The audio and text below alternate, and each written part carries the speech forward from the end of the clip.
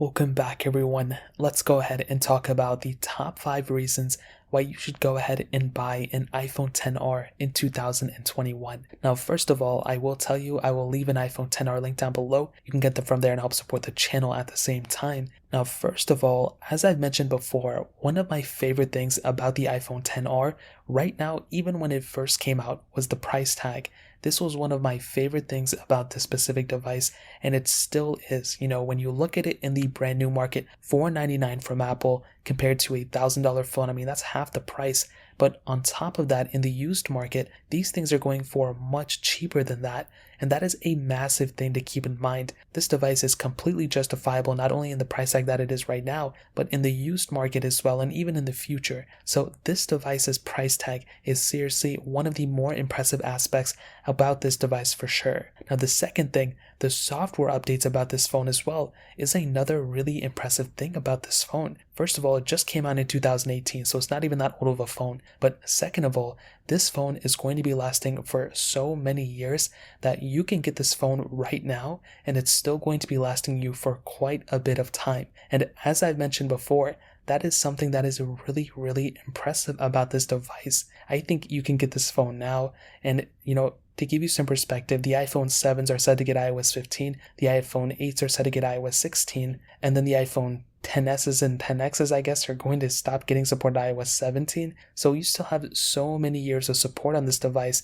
that, as I mentioned before, you can get this phone today, you can get this phone next year, or even the year after, and you're still going to be getting a phone that's still going to be getting support for quite a bit of time.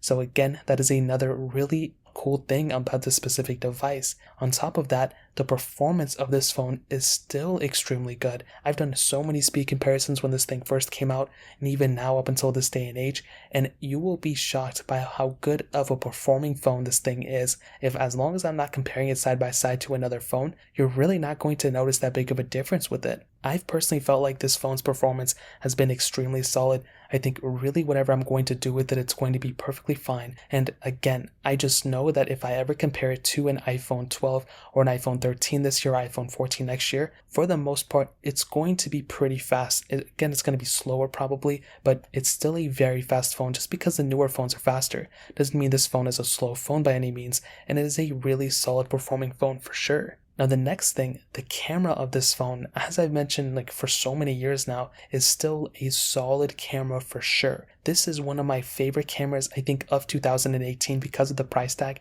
but it's a really good single sensor. Now, it doesn't have crazy multiple sensors or anything like that, but still, for the wide angle lens that you have, it is a solid camera. And as I mentioned before, I think it's a very good thing about this phone. Again, it's not perfect, but you can do 4K at 60 on the back, you can do 1080p at 60 on the front, and I think it ultimately is a very solid camera for sure, and a highlight for sure. Now, finally, some other things I kind of wanted to sum up. The resale value, kind of going in with the price tag, it's going to be lasting for quite a bit of time. So as I mentioned before, that's still another really good thing about this phone. You're going to be able to pick it up right now and still feel like you have a good phone and resell it in a little bit of time, or a year or two from now, and still hold a majority of that value. With a lot of iPhones, that ends up being the case. The body of this phone is still extremely current, even with the iPhone 13s, what they're looking like to be.